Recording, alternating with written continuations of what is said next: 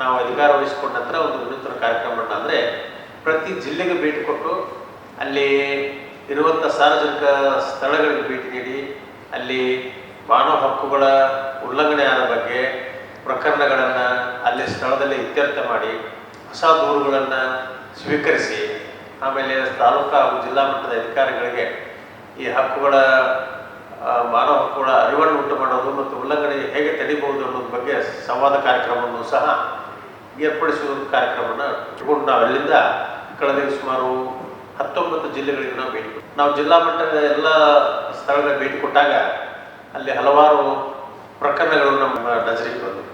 ನಾವು ಸ್ಥಳದಲ್ಲಿ ಜಿಲ್ಲಾಡಳಿತಕ್ಕೆ ಸೂಕ್ತ ನಿರ್ದೇಶನಗಳನ್ನು ನೀಡಿ ಆ ಉಲ್ಲಂಘನೆ ಪ್ರಕರಣಗಳನ್ನು ತಕ್ಷಣವೇ ತೀರ್ಮಾನ ಮಾಡುವಲ್ಲಿ ಕ್ರಮ ಕೈಗೊಳ್ಳಿ ಅಂತ ಹೇಳಿದೆ.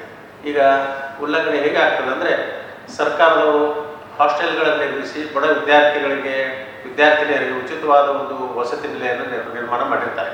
ಅಲ್ಲಿ ಸೂಕ್ತವಾದ ಒಂದು ಗಾಳಿ ಬೆಳಕಿನ ವ್ಯವಸ್ಥೆ, ಆಹಾರದ ವ್ಯವಸ್ಥೆ, ಆರೋಗ್ಯ ಸಮಸ್ಯೆ ಆಗದಂತೆ ನೋಡಿಕೊಳ್ಳುವಂಥ ವ್ಯವಸ್ಥೆ, ಈ ಎಲ್ಲ ವ್ಯವಸ್ಥೆಗಳನ್ನು ಸರಿಯಾಗಿ ನೋಡಿಕೊಳ್ಳುವ ಜವಾಬ್ದಾರಿ ಸೋಷಿಯಲ್ ವೆಲ್ಫೇರ್ ಡಿಪಾರ್ಟ್ಮೆಂಟ್ ಮೇಲೆ, ಮೈನಾರಿಟಿ ಡಿಪಾರ್ಟ್ಮೆಂಟ್ ಮೇಲೆ ಇರ್ತದೆ.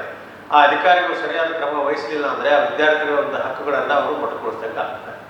ಅಂದರೆ ಹಾಸ್ಟೆಲ್ಗಳಲ್ಲಿ ಸರಿಯಾದ ನೀರಿನ ವ್ಯವಸ್ಥೆ ಇಲ್ಲದರೂ ಆ ವಿದ್ಯಾರ್ಥಿಗಳು ಅಲ್ಲಿ ವಾಸ ಮಾಡುವ ವಿದ್ಯಾರ್ಥಿಗಳ ಒಂದು ಹಕ್ಕನ್ನು ಮೊಟಕುಗೊಳಿಸಬೇಕಾಗ್ತದೆ. ಸರಿಯಾದ ಆಹಾರ ಪೂರೈಸಲಿಲ್ಲ ಅಂದರೆ ಅವ್ರಿಗೆ ಸರಿಯಾದ ಸರ್ಕಾರ ಸೌಲಭ್ಯಗಳನ್ನು ಸರಿಯಾಗಿ ಮುಟ್ಟಿಸಲಿಲ್ಲ ಅಂದರೆ ಅವ್ರ ಹಕ್ಕನ್ನು ಉಲ್ಲಂಘನೆ ಮಾಡಬೇಕಾಗ್ತದೆ. ಅವಾಗ ವಾರ್ಡನ್ ಸಂಬಂಧಪಟ್ಟ ಅಧಿಕಾರಿಗಳು ಅದಕ್ಕೆ ಉಲ್ಲಂಘನೆಗೆ ಜವಾಬ್ದಾರಿ ಆಗ್ತಾರೆ. ಅದೇ ರೀತಿ ಸ್ವಚ್ಛ ಪರಿಸರವನ್ನು ಹೊಂದುವಂಥ ಒಂದು ಹಕ್ಕು ಮಾನವ ಹಕ್ಕು.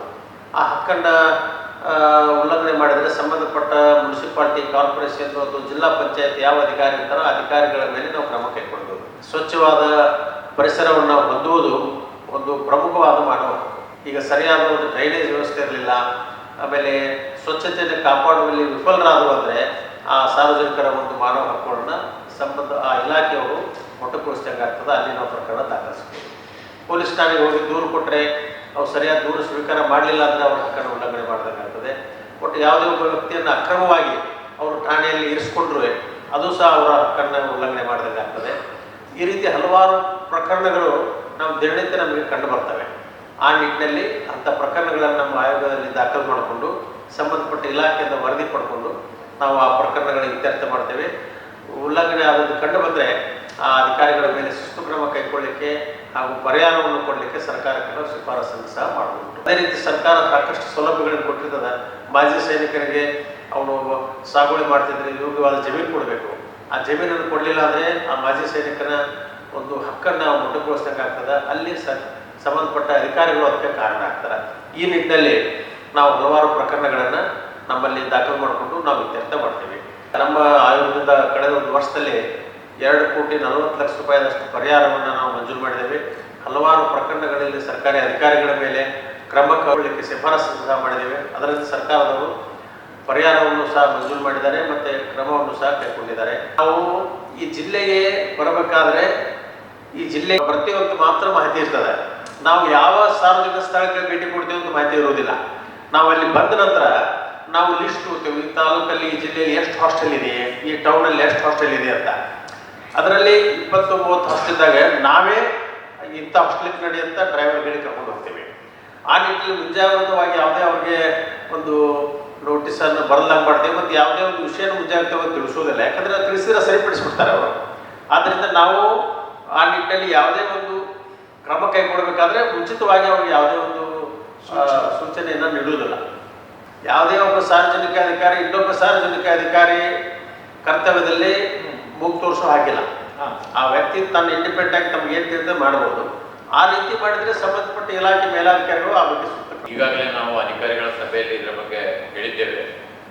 ನಮ್ಮ ಆಯೋಗಕ್ಕೆ ಜಿಲ್ಲಾ ಮಟ್ಟದಲ್ಲಿ ಯಾವುದೇ ಕಚೇರಿಗಳಿರಲಿಲ್ಲ, ಇರುವುದಿಲ್ಲ ಮತ್ತು ನಮಗೆ ಯಾವುದೇ ಅಂಗಸಂಸ್ಥೆಗಳು ಅಂತ ಇಲ್ಲ. ನಾವು ಯಾರನ್ನು ಯಾವುದೇ ಒಂದು ಸಂಘ ಸಂಸ್ಥೆಯನ್ನು ನಮ್ಮಲ್ಲಿ ರೆಕಗ್ನೈಸ್ ಅಂತ ಮಾಡಲಿಕ್ಕೆ ಅವಕಾಶವೂ ಇಲ್ಲ, ನಾವು ಮಾಡಲೂ ಇಲ್ಲ. ಆದರೂ ಬಹಳಷ್ಟು ಸಂಘ ಸಂಸ್ಥೆಗಳು ನಮ್ಮ ಆಯೋಗದ ಹೆಸರನ್ನು ಹೋಲುವಂಥ ಹೆಸರನ್ನು ಇಟ್ಟುಕೊಂಡು, ಅಂದರೆ ರಾಜ್ಯ ಮಾನವ ಹಕ್ಕುಗಳ ಆಯೋಗ ಅಂತ ಹೇಳುವುದಿಲ್ಲ, ರಾಜ್ಯ ಮಾನವ ಹಕ್ಕುಗಳ ಹೋರಾಟ ಸಮಿತಿ, ಮಾನವ ಹಕ್ಕುಗಳ ಫೋರಮ್, ಇಂಥ ಬೇರೆ ಬೇರೆ ರಾಷ್ಟ್ರೀಯ ಮಾನವ ಹಕ್ಕುಗಳ ಸಮಿತಿ ಹೀಗೆ ಹಾಕಿಕೊಂಡು ಹೋಗ್ತಾರೆ. ಪ್ಲಸ್ ಅವರ ವೆಹಿಕಲ್ಗಳಲ್ಲಿ ಕೂಡ ಈ ಬಗ್ಗೆ ಬೋರ್ಡ್ಗಳನ್ನು ಹಾಕಿರ್ತಾರೆ. ಇಂಥ ಸಂದರ್ಭಗಳಲ್ಲಿ ಕ್ರಮ ತೆಗೆದುಕೊಳ್ಬೇಕು ಅಂತ ಹೇಳಿ ನಾವು ಈಗಾಗಲೇ ಒಂದು ತೀರ್ಮಾನವನ್ನು ತೆಕ್ಕೊಂಡಿದ್ದೇವೆ. ಅದರಲ್ಲಿ ಮುಖ್ಯವಾಗಿ ಏನು ಅಂತ ಹೇಳಿದ್ರೆ, ಅವರು ಸೊಸೈಟೀಸ್ ಆಕ್ಟ್ ಅಂಡರ್ ಅವರ ಸಂಸ್ಥೆಯನ್ನು ರಿಜಿಸ್ಟರ್ ಮಾಡಿಕೊಳ್ತಾರೆ.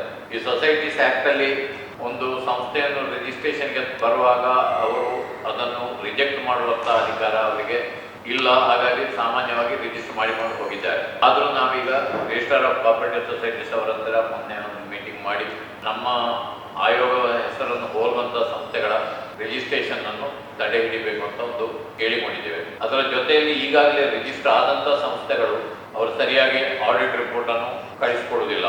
ಅವರು ಇಷ್ಟು ವರ್ಷಕ್ಕೊಮ್ಮೆ ಆಡಿಟ್ ರಿಪೋರ್ಟ್ ಅನ್ನು ರಿಜಿಸ್ಟ್ರಾರಿಗೆ ಸಬ್ಮಿಟ್ ಮಾಡಬೇಕು ಅಂತ ಇದೆ, ಅದನ್ನು ಮಾಡ್ತಾ ಇಲ್ಲ. ಇಂಥ ಯಾವುದಾದ್ರೂ ಅವರದ ಲೋಪದೋಷಗಳಿದ್ದರೆ, ನ್ಯೂನತೆಗಳಿದ್ದರೆ ಅದನ್ನು ಆ ಒಂದು ಕಾನೂನಿನ ಅಂಶವನ್ನು ಪರಿಗಣಿಸಿಕೊಂಡು ಅವರ ಮೇಲೆ ಕ್ರಮ ತೆಗೆದುಕೊಳ್ಬೇಕು ಅಂತ ಹೇಳಿ ನಾವು ಹೇಳಿದ್ದೇವೆ. ಅಂದರೆ ಸರಿಯಾಗಿ ಕೆಲಸ ಮಾಡುವ ಸಂಸ್ಥೆ ಆದರೆ ಆಡಿಟ್ ರಿಪೋರ್ಟ್ ಅದು ಇದೆಲ್ಲ ಇರ್ತದೆ. ಇದು ಖಾಲಿ ಅಧಿಕಾರಿಗಳನ್ನು ಹೆದರಿಸಲಿಕ್ಕೆ ಮತ್ತು ಅವರ ಕೆಲಸಗಳನ್ನು ಮಾಡಿಸಿಕೊಳ್ಳಿಕ್ಕಾಗಿರುವಂಥ ಸಂಸ್ಥೆಗಳಾದರೆ ಅವರು ಆಡಿಟ್ ರಿಪೋರ್ಟ್ ಕೊಡೋಲ್ಲ, ಏನಿಲ್ಲ, ಒಮ್ಮೆ ರಿಜಿಸ್ಟ್ರೇಷನ್ ಮಾಡಿಸ್ಕೊಳ್ತಾರೆ ಮತ್ತೆ ಆ ಬೋರ್ಡ್ ಹಾಕೊಂಡು ತಿರುಗ್ತಾರೆ. ಅಂಥದ್ರಲ್ಲಿ ಕ್ರಮ ತೆಗೆದುಕೊಳ್ಳಿಕ್ಕೆ ಪೊಲೀಸ್ ಇಲಾಖೆಯಲ್ಲಿ ಕೂಡ ಕ್ರಮ